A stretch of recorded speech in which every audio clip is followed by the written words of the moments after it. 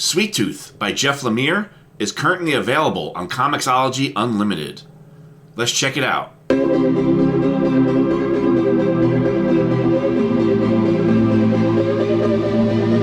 Sweet Tooth is an American comic book limited series written and drawn by Jeff Lemire. I don't know how you put out a book like that. I mean, it's got to be difficult to get this book out on time. It was published by DC Comics Vertigo imprint. It came out in September of 2009. So this series is over 10 years old. It ran for 46 issues. Initially, they didn't know how long it was going to run, if it was going to be at 12 issues or whatnot. They wanted to, it depended on sales. So as the series did well, they kept pushing the series, and Lemire kept writing more issues.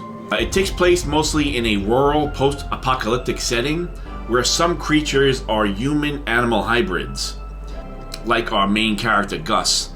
I wouldn't say a hybrid, he's much more human, but he does have antlers and big ears, so he's a mix of a human and a deer. Following the conclusion of the original series in January 2013, a sequel subtitled The Return, that's running right now, began publication in November 2020. I think it's on number 5 right now. While a television series adaptation will be released on Netflix on June 4th, 2021, and if you guys have seen that trailer, I was blown away by it. It looked terrific. It didn't have the feel and the mood of the comic. It was much more polished and had a different ambiance, but it still looked fantastic. The comic, I think, is a little more rough. I don't want to say sloppy, but a little rough around the edges, the art and the story itself. And the Netflix trailer just looked so polished. So even though it doesn't have the same mood or the same feel to it, it still looks terrific. Although the story is initially set in Nebraska, the landscape is inspired by Lemire's past home of Essex County in Canada. I think he had a miniseries also, Essex County, which was like a coming-of-age story, I think. Sweet Tooth, as a post-apocalyptic parable, is rife with influence. I noticed some of the influences when I was reading it. It seemed very much like A Boy and His Dog by Harlan Ellison. When I was a kid, it was a famous movie. It was a very cultish kind of movie. I think Don Johnson was in it. And it was a post-apocalyptic movie where a guy could speak subliminally with his dog. And his dog could sniff out when there was women around. Because in the apocalypse, women were rare. And this young guy was always looking for girls. It was sci-fi, but it was also very humorous. Other people have also noticed that the similarities. They're calling it A Boy and His Deer. People have also said this is like The Punisher: The End, written by Garth Ennis. So I know a lot of these in the books right now, of these apocalyptic books, there's so many of them. So it does remind you of other things as you're reading it. It's not so original, but I did enjoy it. It really moved at a nice clip. And it kept the pages turning. It kept me interested the whole way. The main characters in the story, basically there's 4 main characters in the story. Gus is the, let's say the main character, protagonist, is the animal hybrid. He's half human and half deer. Gus, a 19-year-old boy with antlers, and he is the first of a new breed of human-animal hybrid that appeared after an apocalyptic pandemic of an unknown virus. Raised alone by his religious father in a nature preserve in Nebraska, he decides to leave his forest home with Jeopard after his father passes away of an unknown illness. And then we have Jeopard, a hulking, violent drifter who takes in Gus and promises to lead him to the preserve. This is like a sanctuary, like a safe haven for people. It's a fabled safe haven for hybrid children. The character is based on an aged Frank Castle, Marvel's The Punisher. This character design ended up being a huge influence on the design of Jeopard, the big badass in Sweet Tooth. He is a kind of a badass, kind of a Punisher, unstoppable character. He's great at fighting. We show him initially, he was a hockey player before the apocalypse, and he was one of the hockey players that just loved fighting. Another character that we meet a couple issues in, like 5 issues in, is Dr. Singh, a scientist that experiments on hybrid human animals. Dr. Singh takes special interest in Gus because of his apparent age predating the pandemic.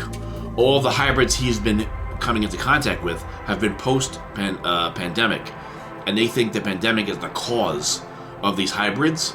But to find somebody pre-pandemic means this hybrid happened and started before the pandemic, and they might be the cause of it. So Dr. Singh is trying to find a reason for the pandemic and trying to find a cure, a vaccine. But he's doing vivisection.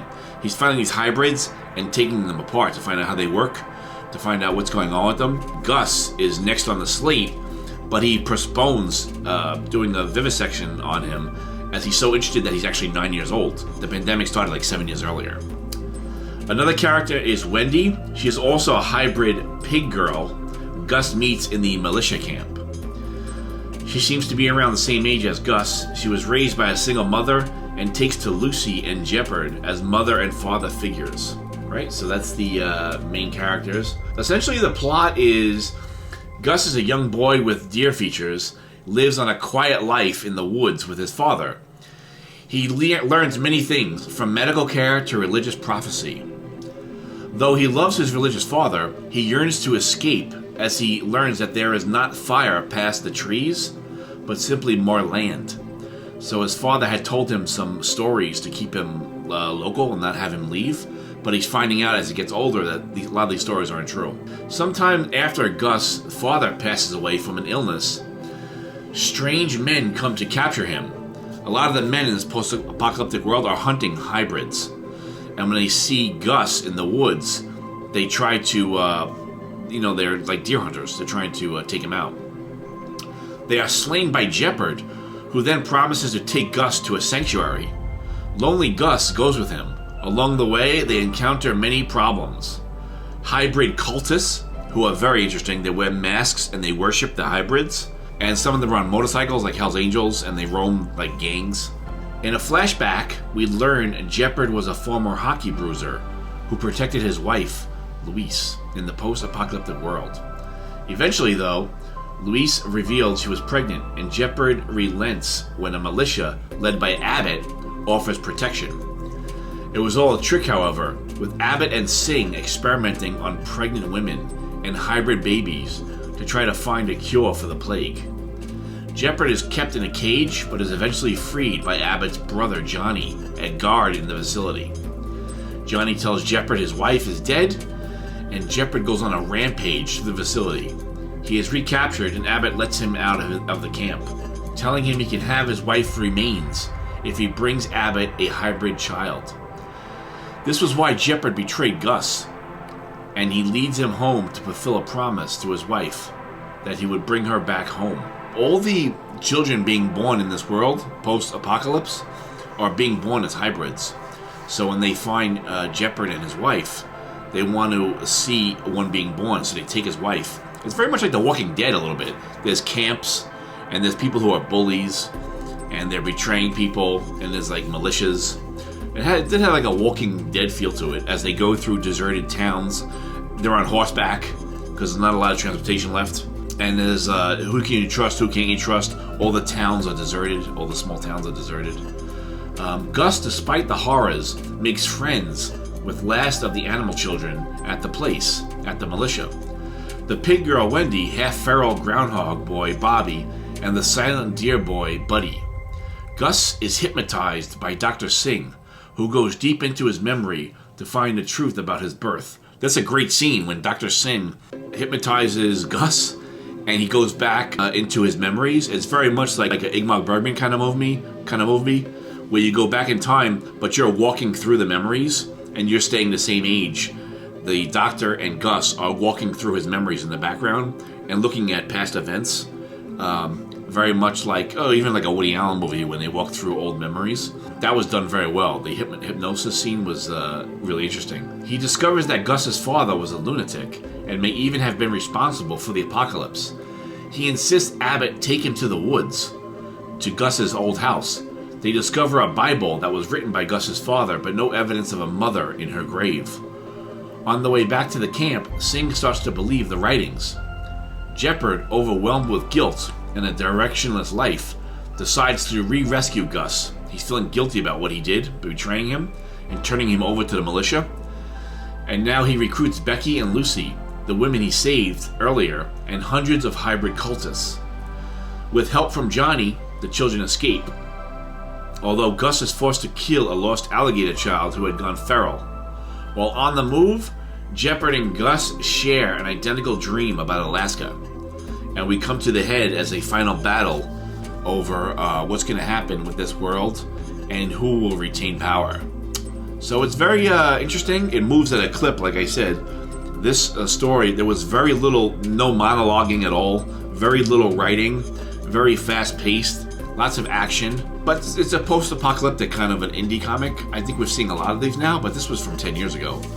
But it seemed like maybe Walking Dead-ish, or like A Boy and His Dog, somewhat similar. A lot of people are saying this is, the elevator pitch for this has been Mad Max meets Bambi. Take that as what you will. But it seems like this is kind of maybe going to blow up a little bit with the Netflix series coming out. So this is on Comixology Unlimited right now. If you have it, maybe go on and check it out. This is definitely worth reading. I think there's the first 16 issues are on there. So you can get a feel for what this is about. And it's a good read. It's worth reading. So I would probably give this like a 7.5. This is really interesting. And I would look forward to seeing what they do with this when they adapt it to the Netflix TV show. So thank you so much for watching. And check out my other videos. I will talk to you guys soon.